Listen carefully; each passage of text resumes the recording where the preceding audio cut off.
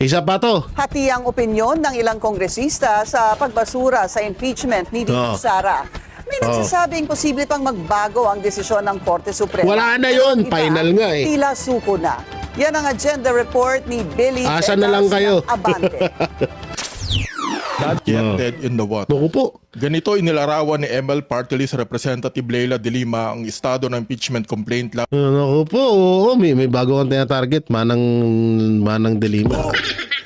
Kay Vice President Sara Duterte. Na nauna nang idiniklarang unconstitutional ng Korte Suprema. Ayon kay De Lima, hindi pa nila matatanggap na talo na ang kaso dahil meron pa silang remedyo. Wow. Umaasa pa po talaga kami. Wow! File ng motion for reconsideration ng House of Representatives and it will be done, it will be filed. Ito dapat ang makulong eh. Sa mga dalubhasa sa batas, may pagbabanta ng pagpapatalsik sa lahat ng maestrado. Para na rin niyang sinabing bubuwagin niya ang Korte Suprema dahil lahat ng maestrado ay tinatakot niyang patatalsikin. Aba, partida, hindi ka pa presidente niyan, ha? Hoy, Martin, hindi ka pa presidente, congressman ka pa lang. Pero kung makapagbitaw ka ng salita, akala mo, kontrolado mo na lahat. Ang lapit mo, ha? Iba din ang apog mo, Martin, ha? Martin, ha? Abay naghahamon ng isang constitutional crisis. Daig pa ang nababagabag na kaluluwa at nasisiraan ng ulirat. Sira ulo ka, Robin. Pa sa kakapalan ng mukha, binabraso ang Korte Suprema.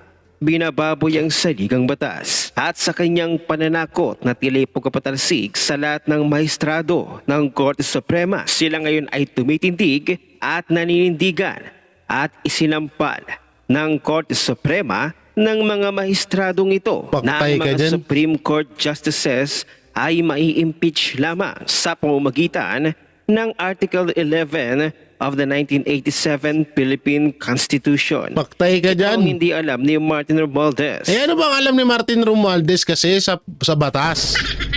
Ito kasi ang hirap dyan eh, pag wala kang alam sa batas. Ang hirap din kasi ngayon sa Pilipinas, pag naging congressman ka na, feeling mo, alam mo na ang lahat.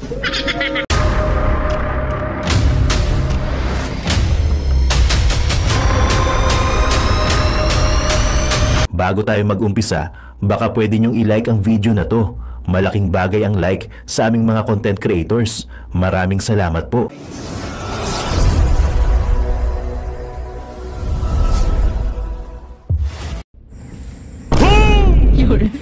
Yon guys, magandang araw sa inyo. It's me again, Boy Sardines sa membro ng Banoteros Vloggers. Mga kababayan, ito na si Tamba. Nako, pati mga taga Supreme Court bubuwagin na daw. Nako, Diyos ko. Malupit si Tamba. Tamba, balato naman dyan. Mukhang napakalakas ito mga babayan. Pero yung Supreme Court, titibagin, tatanggalin. Ito na sinasabi ko sa inyo mga babayan, no? Basta si Tamba, ay tamba-tamba talaga yan. So, ganun siya kalakas mga babayan, no? Isusunod na ni Tamba ang Supreme Court para wala nang makikialam sa kanilang mga plano. Kasi nakakasagabal nga itong Supreme Court. Ay, nay, awanay. Nay, awanay. Dahil nga mga babayan, yung kanilang plano sa impeachment kay VP Sara ay nabigo. Dahil nga dito sa Supreme Court na inaasahan nila na mag-a-agree sa impeachment kay VP Sara. Kaso, nabigo sila. Yun nga lang. Kaso, ngayon, ito si Tamba, ayun, manood tayo kay Tol J, kuha tayo ng clip sa kanya. Abay, biruin mo, hindi niya kaya kasing pera-perahin kasi ang Supreme Court eh. Siyempre, sila na nga yung pinakamataas sa buong Pilipinas. Mas mataas pa sa presidente yan. Baka hindi nyo alam. Hindi na bigyan ng hindi kayang suhurin ni Tamba. Ngayon, ito si Tamba gumagawa ng paraan para itong Supreme Court, mabuwag na tanggalin na yung Supreme Court daw. Tanggalin na yung Supreme Court. Sila na ang sila na yung pinakamataas. Aba, ang lupit, no? Magkakagulo ang Pilipinas pag tinanggal mo ang Supreme Court, Tamba los. Sa bagay, ikaw congressman ka lang, tapos naging ganyan ang posisyon mo dahil sa pinsan mo, awanin. Sige, sulitin mo na yung kapangyarihan mo ngayon kasi sa 2028 susunod pa ng mga taon na ikaw tatakbo ni congressman, baka hindi ka na manalo, no? Ayun na. So ganito mga babayan, panoorin natin itong full video at para mas malupit yung ating mapanood kay Tol J. At kung nagustuhan mo itong video na to, paki-like mo naman. At sobrang ganda na itong video na to mga babayan, no? Don't forget to subscribe Tol J Guevara. Ako si Boy Sardinas. So kuha tayong clip kay Tol J at para mapanood nyo talaga yung totoong babanat si Tol J Guevara. O, play mo na yan boy, para hindi tayo masyado magsalita. Let's go! At kapal kapanabik ang mga kaganapan sa Senado sa darating na Agosto 6. Sa ngayon kasi ay pinag-iisipan pa rin ng ilang senador ang kanilang magiging posisyon kaugnay ng desisyong ipagpapatuloy o tulukan ang impeachment complaint laban kay Vice President Sara Duterte. I am looking forward to debates. Huwag naman sana mainit or depending on how you define mainit, no?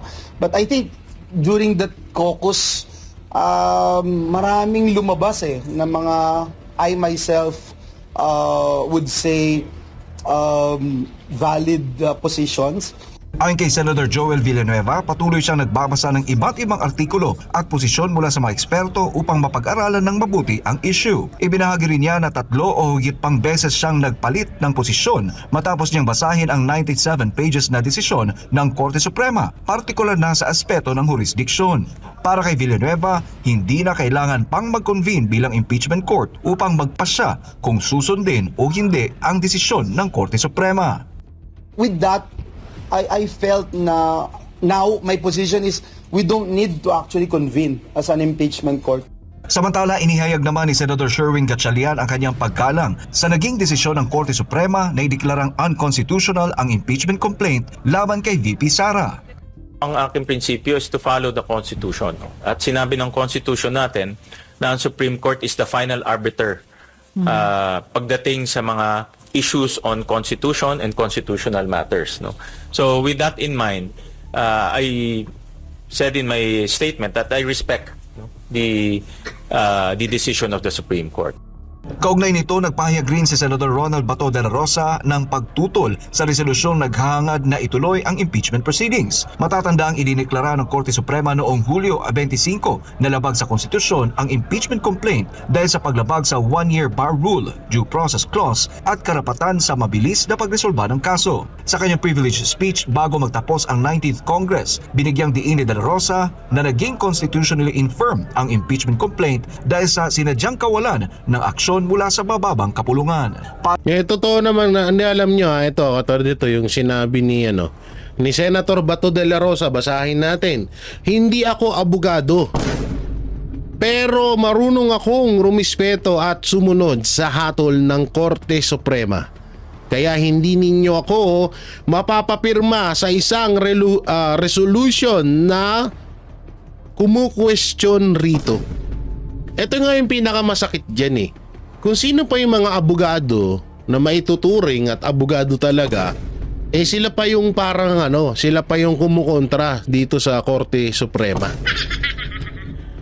Samantalang bago sila maging abogado, andyan sila, sumusumpa dyan sila sa Supreme Court. Parang yan ang pinakatatay ng mga abogado, yung Supreme Court na yan yung pinakaama, pinaka-leader. Pero hindi sinusunod ng ibang mga lawyer. Kaya nga sa totoo lang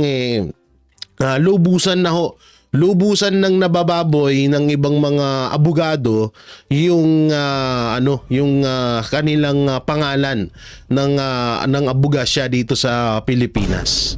Katulad na lang yan ni Larry Gadon, ni Claire Castro, at yung iba pang mga mga tutol sa desisyon ng Korte Suprema, ng Supreme Court. Ang hirap kasi diyan, kung sino pa yung mga hindi abogado, sila pa yung parang gustong rumispeto sa sila pa yung gustong rumispeto sa Supreme Court. Pero yung naturingan mga abogado na kailangan sila ang number 1 na sumunod sa utos ng Korte Suprema, sila pa yung bumabali ng desisyon ng Supreme Court. Ganun kalala. Kaya talagang ito ay maituturing mo na na bastusan talaga. Eto, samantalang ito, pag-usapan na rin natin tong panayam ni Erwin Tulfo na naman. Meron na naman sa pahinga natin. Senator, isa ho kayo sa mga gustong matuloy ang impeachment trial. Gustong matuloy. Ito pagsuway sa tingin ninyo sa desisyon naman ng Korte Suprema? Hindi pagsuway yan. Actually, patapos ko nang basahin yung 93 pages na file na binigay sa akin. Ito yung dahilan kung bakit inabot na naghingi yung Senado na hanggang August 6, Wednesday. Patapos na ako dito. Nakikita ko mukhang may punto naman yung karamihan at majority ng sa Senado na sinasabi nilang unconstitutional, sabi ng Kongreso. So, mukhang sa tingin ko nga... Mukhang may punto naman. So, ibig sabihin parang hindi ka sure. No, parang hindi sure Mukhang magkakaproblema. Magiging ika nga president, pag sinuway naman natin ang konstitusyon, para Miss Connie, nanumpa ako last week ng bagong upong senador na I will obey and defend the Constitution. Sabi ng Korte Suprema, unconstitutional. Ibig sabihin, sinusuway mo yung Constitution because labag sa Constitution, and then isa ako doon sa lalabag. Pero ang pakiusap ko lang sana, kung maaari, kung magpa-file man ang Congress ng motion for recon, dapat reviewin ng Supreme Court, tapos iba yung kanilang desisyon. Sana hindi pa with finality yung kanilang desisyon kasi wala pa naman sinasubmit na motion for reconsideration ang Kongreso, Ms. Connie. Yun, so yan, narinig natin So alam nyo kasi, itong si tawag dito si Erwin Tulfo, isa to sa mga tinatawag na mga bali-balitang mga tatakbo bilang presidente sa darating na 2028 election. So alam naman natin na talagang itong taong to medyo ingat. Medyo ingat to sa mga pero ngayon sa totoo nga lang biglang nagtutol-tutol na nga to tutol na daw siya sa ayuda. Na samantalang dati support niya yung yung mga paayuda ng mga ng administrasyong Marcos. So ngayon tumututol na. Alam niyo medyo pumipitik-pitik na rin to si Erwin gawa ng alam naman na natin na may talaga, may ambition din. Baka nga ito pa nga yung maging hindi naman sinasabing katapat kasi ito kung si Romualdez at Risa ang lalaban kay Vice President talagang sure na tayo talagang tinatawag na kulelat yung dalawang yan o kaya parang tinatawag na pupulutin sa kangkungan. Pero kapag kapag Tulfo medyo may laban ng konti, siguro may mga 20%. So medyo delikado yon kasi nga ginagamit nila yung issue ng Marcos Duterte. At diba alam naman natin may mga dilawan din kung katulad ngayon yung iba sa mga diba nananahimik. Katulad lang yan ni Leni Robredo, medyo rin yan, nananahimik pero baka pagdating ng 2028 election biglang tumakbo.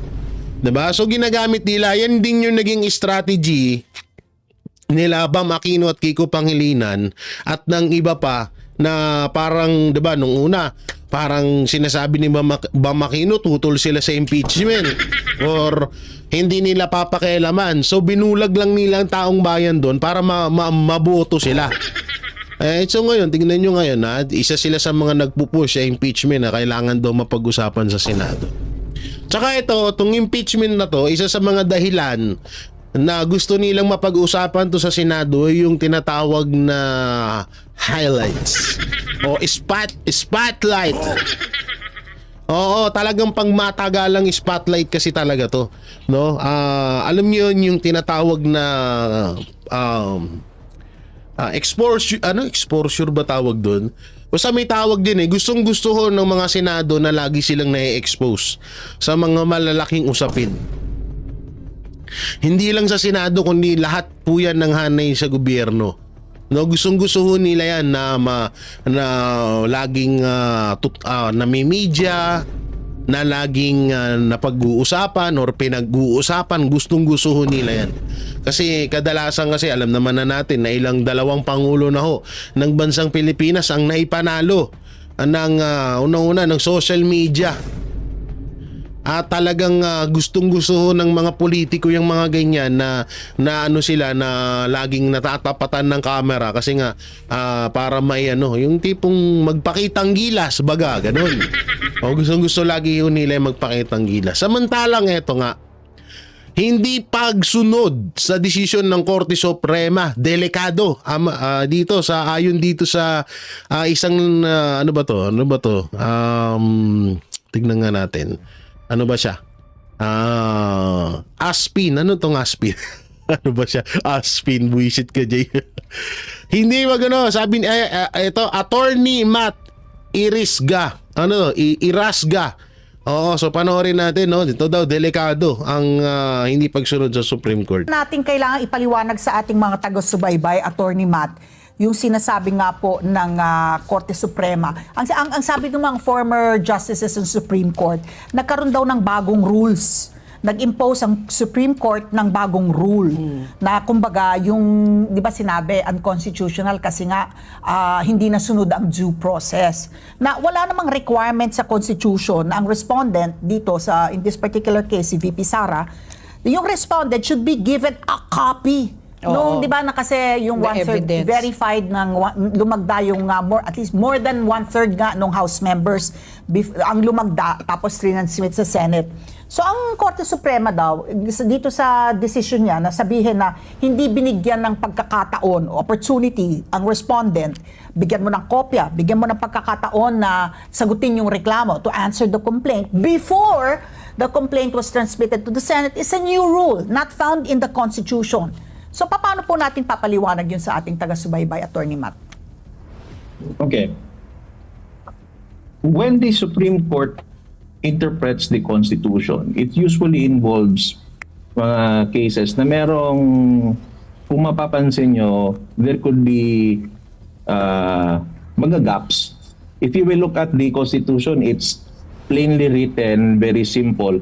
It doesn't even provide for yung procedures kung paano mo i-transmit, paano mo i-calendar. Hindi fleshed out. Walang specifics, no? It's not there. It's the general, it gives you a general overview on what is supposed to happen.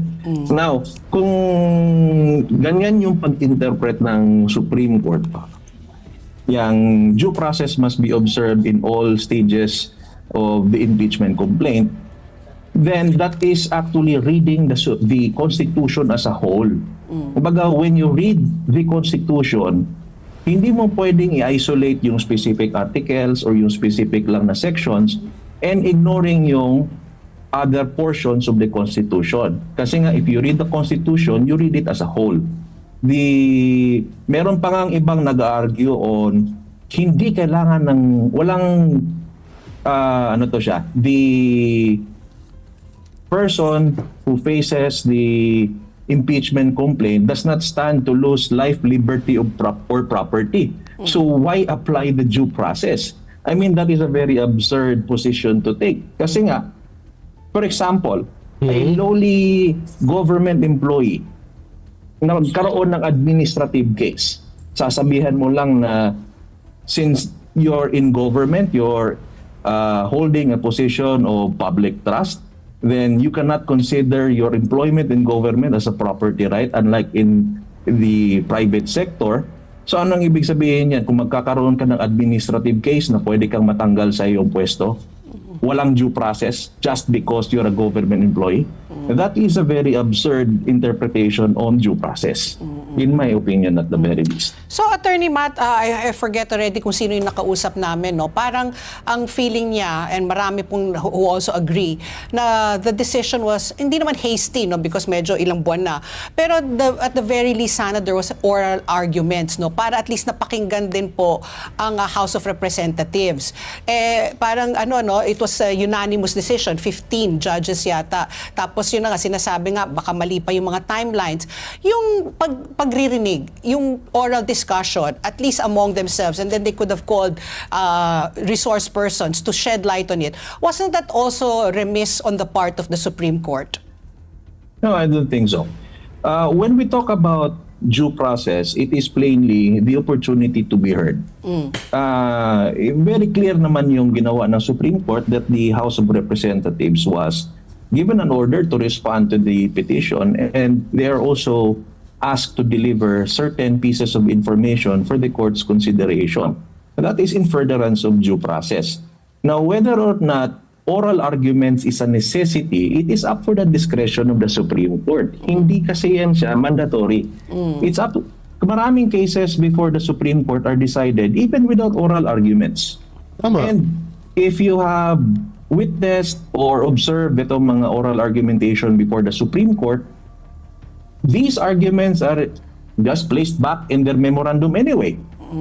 So, considering that this is a case of there is already, kung titingnan natin yung timeline, na-file na kasi yung yung impeachment or articles of impeachment before the Senate. And there is merong sense of urgency, kumbaga. Now, if you will look at if you will set oral arguments for the case, bibigyan mo ng chance lahat ng parties. You have the petitioners, dalawang group ng petitioners, may dalawang petition tayong pinag-uusapan. Yung mga respondents sasagot. Yung mga petitioners, magkakaroon din sila ng oral argumentation. And that can span months. And by that time, kung hindi mag-issue ang Korte Suprema ng TRO, the impeachment proceedings could already have concluded, making everything moot and academic. So, kasi recently naglabas na rin, I think it was Senator Jinggoy Estrada Jose, mga 19 to 20 senators ang killing nila is tumalima, sundin yung desisyon ng Korte Suprema. And we know naman kasi ang impeachment political exercise, di ba? Had it been different na iba yung constitution nung 24 na senador natin na mas marami kasi ngayon yung allied with Vice President Sara Duterte. And makikita nga natin na sundin na lang natin yung decision ng Korte Suprema. Napag-uusapan dati na which I think is already a moot point at this point in time na yung Senate, yung upper house of the Congress being a co-equal branch of government, ay has the choice na hindi tumalima doon sa decision po ng Korte Suprema? Attorney Matt? Hindi po. Kasi when it comes to matters of what is constitutional or unconstitutional, the Supreme Court is the only institution that is given that power under our Constitution. So ngayon, kung sasabihin mo wag sundin ng Korte Suprema, then that would pose a very dangerous precedent because it effectively undermines the system of checks and balances in our Constitution. Isa pa, kung hindi mo susundin kung ano yung desisyon ng isang korte, then ang iisipin ng ordinaryong tao, anong silbi ng korte kung pwede naman isundin? Tama, natumbok mo, attorney. Our system or our legal system and the public's trust and confidence in our judiciary. Natumbok mo, attorney. Hindi, tama naman siya eh. Kapag hindi mo sinunod ng Supreme Court, ano isipin ng mga ordinaryong Pilipino? Na walang kwenta ang Supreme Court at mas kapanipaniwala ang Congress. Diba? So sa katarantaduhan nga lang talaga eh. Katulad nito, eto po yung bumanat sa Supreme Court. Oo, na may pananakot pang kasama. Ayan, tsura pa lang, buhayang-buhaya na. Panoorin. Grabe na talaga ang pagkadesperado ni Martin Romualdez. Pero may sagot na po ang Supreme Court sa panayam ni Martin Romualdez. Ayan po yung papanoorin natin ngayon. Humihingi siya ng pang-unawa, nagmamarunong sa mga dalubhasa sa batas. May pagbabanta ng pagpapatalsik sa lahat ng maestrado. Para na rin niyang sinabing bubuwagin niya ang Korte Suprema dahil lahat ng maestrado ay tinatakot niyang patatalsikin. Aba, partida, hindi ka pa presidente niyan, ha? Hoy, Martin, hindi ka pa presidente, congressman ka pa lang. Pero kung makapagbitaw ka ng salita, akala mo, kontrolado mo na lahat. Ang lapit mo, ha? Iba din ang apog mo, Martin, ha? Martin, ha? Abay naghahamon ng isang constitutional crisis. Daig pa ang nababagabag na kaluluwa at nasisiraan ng ulirat. Sira ulo ka, Robin. Pa sa kakapalan ng mukha, binabraso ang Korte Suprema. Binababoy ang saligang batas at sa kanyang pananakot na tila pagpapatalsik sa lahat ng maestrado ng Korte Suprema. Sila ngayon ay tumitindig at naninindigan at isinampal ng Korte Suprema ng mga mahistradong ito na ang mga Supreme Court Justices ay mai-impeach lamang sa pamamagitan ng Article 11 of the 1987 Philippine Constitution. Paktay ka dyan. Kung hindi alam ni Martin Romualdez. Ano bang alam ni Martin Romualdez kasi sa batas? Ito kasi ang hirap dyan pag wala kang alam sa batas. Ang hirap din kasi ngayon sa Pilipinas, pag naging congressman ka na, feeling mo, alam mo na ang lahat. Yan ang mahirap. Feeling ng mga congressman, alam nila lahat. Talo nila ang attorney, talo nila ang judge. Punta na, ilang taon nagsunog ng kilayan ikaw ba? Anong alam mo? Na siyang basta na lamang nananakot. Why would you threaten a Supreme Court judges of impeachment if they only uphold the Constitution and told you that your impeachment is unconstitutional? In the Philippines, Supreme Court justices, like other impeachable officials, can be removed from office only through impeachment under Article 11 of the 1987 Philippine Constitution. Impeachable offenses, Article 11, Section 2. The Constitution states that the following are grounds for impeachment. 1. Culpable violation of the Constitution. A deliberate and wrongful breach of the Constitution, not just a simple or honest mistake. If the judges did not follow the Constitution, they are impeachable, so this is not applicable. 2. Treason, betraying the country, such as by aiding enemies during wartime. They did not aid any enemy. They followed the Constitution. 3. Bribery, accepting or offering money or favors to influence their official decisions. We do not know this, but if there is any, proof should be given. But the main concern was not favoring the impeachment because it's unconstitutional, not because there is bribery. 4. Graft and corruption. Yan ang linaw ho nito linaw nito. Pakinggan nyo to mga anti-Supreme Court. Engaging in corrupt practices such as misuse of public funds or abuse of power for personal gain. Again, we do not know this, but if there is any, di alam ni Martin yan, malamang sa malamang. But the main concern was not favoring the impeachment because it's unconstitutional, not because there is graft and corruption. 5. Other high crimes. Serious offenses that are not specified but are comparable in gravity to the ones listed above. Really not applicable. 6. Betrayal of public trust. A broad and general ground that includes conduct that, while not necessarily criminal, erodes the public's confidence in the judiciary. Ito ay ang mga gross misconduct, abuse of discretion, unethical behavior. I don't see any in the list that fits the actions of the judges. Following the Constitution is not betrayal of public trust. It is a job well done. So why does the Speaker of the House threatens the Supreme Court? Power tripping? Let the House defend itself. Kahit pa mag-initiate si Martin Romualdez ng Kongreso na ipa-impeach ang Supreme Court judges, hanggang initiation lang sila. Pero ang Senado ay magiging acting as a court at hindi nila i-impeach ang mga Supreme Court judges. 16 senators ang kailangan mag-vote to impeach the Supreme Court judges. Wala silang numero noon. Sa Senate ngayon, 4 lang naman ang pakito doon.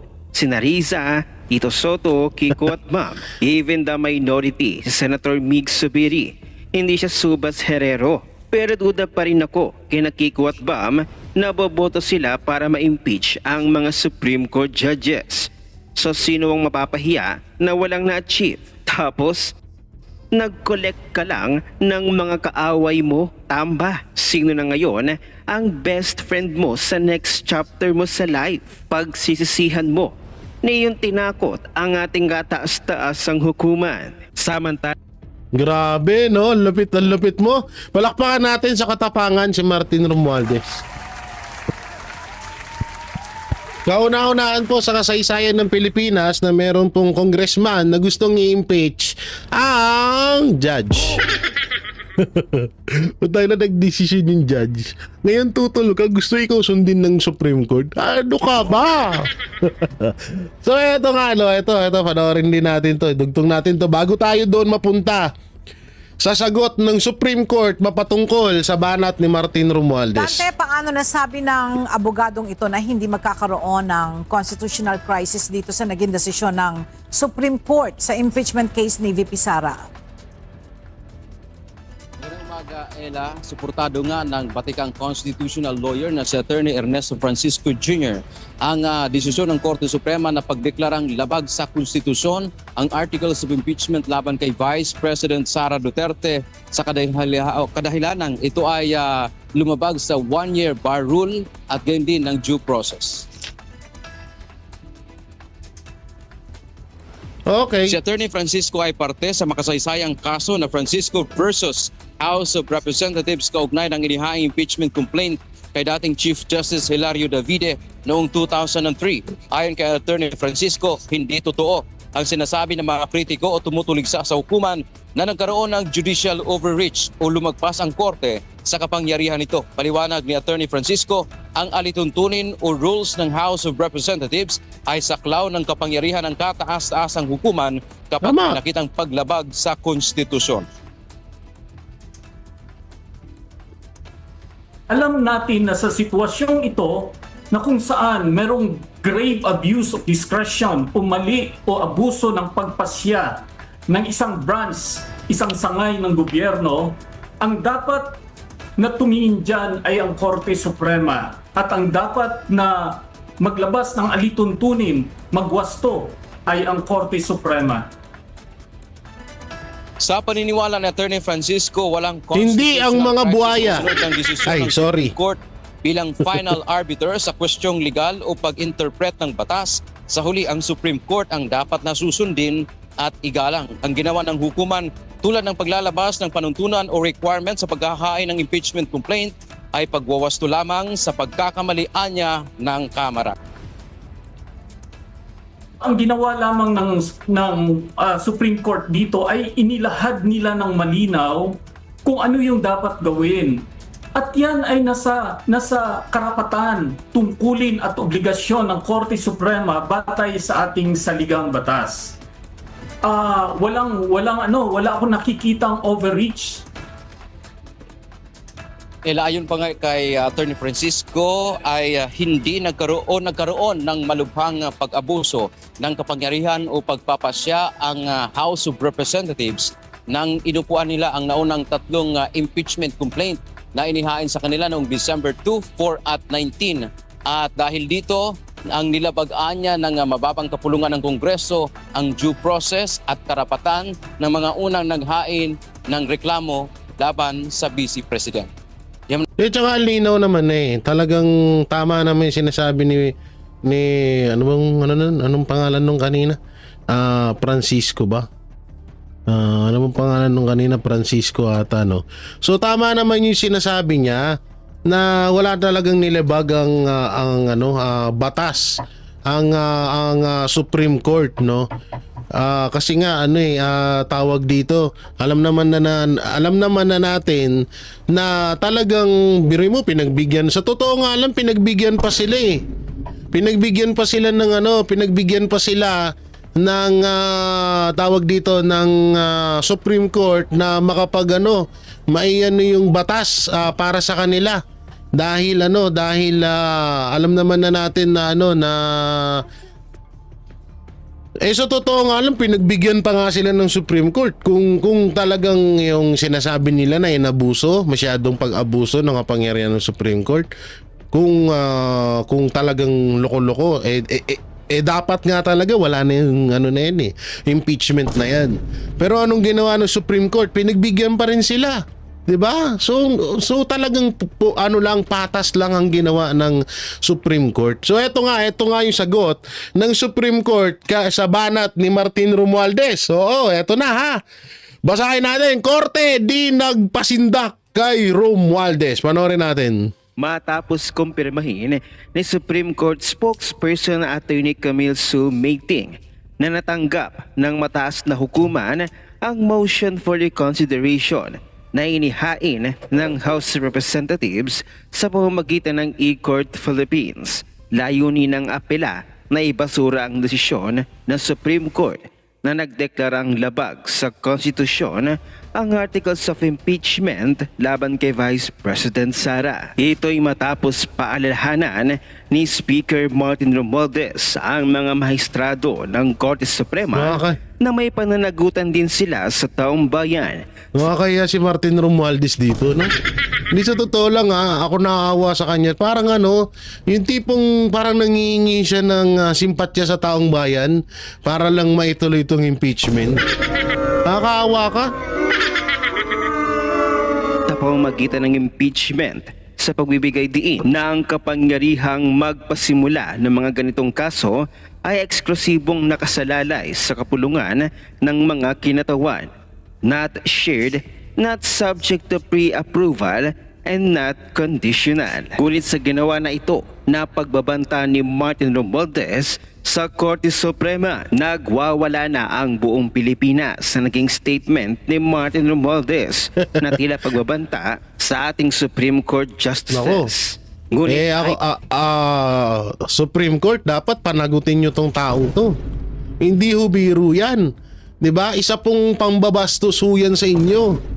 Pangbabastos po yan. Una-una sino po ba ang may karapatan na bastusin ang Supreme Court? Wala. Dahil sa totoo lang, naging patas kayo sa kanila. Hindi kayo naging one-sided sa Duterte. Naging patas kayo sa kasong ito. Pinagbibigyan nyo pa nga sila na simulan nyo ulit yan ng maayos na walang paglabag sa konstitusyon. Walang paglabag sa nasasakdal. So, umpisahan nyo sa February 2026, mag-impeachment ulit, magsagawa ulit kayo. Walang problema doon, pinagbigyan pa sila ng Supreme Court, pero ang ginawa nitong Congress ay talagang binabastos ang Supreme Court. Kaya dapat bigyan nyo ito ng leksyon. Naman sa isang veteranong constitutional litigator na si Attorney Ernesto Francisco Jr., House of Representatives ang may kasalanan. Ipinagtanggol nga ni Attorney Ernesto Francisco Jr.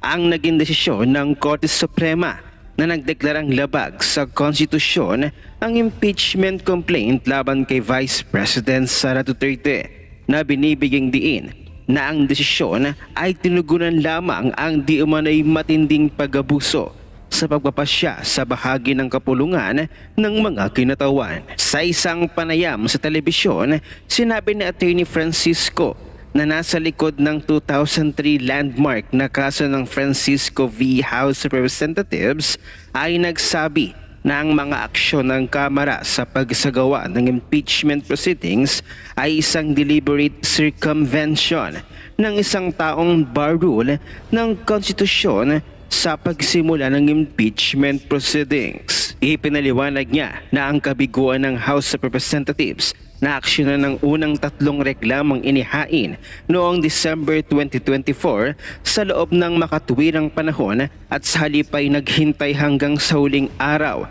ng sesyon noong February 2025 para sa ika-4 na reklamong inendorso ng mahigit 1/3 ng mga miyembro ng Kamara ay isang pang-aabuso sa kapangyarihan. Naniniwala siya na ang doktrina ni Francisco ay nananatiling nangungunang jurisprudence sa mga limitasyon ng konstitusyon ng mga paglilitis sa impeachment at inilarawan ang kamakailang desisyon sa Duterte versus House of Representatives bilang legal na tama at naaayon sa pamarisan. Sinisiring niya ang Kamara sa paglabag hindi lamang sa karapatan ng respondent kundi maging sa karapatan ng mga orihinal na nagreklamo na ayon sa kanya ay sumisira sa nararapat na proseso at nagtaksil sa tiwala ng publiko. Nang tanungin kung ang doktrina ng operative fact na magtataguyod sa bisa ng impeachment laban kay Vice President Sara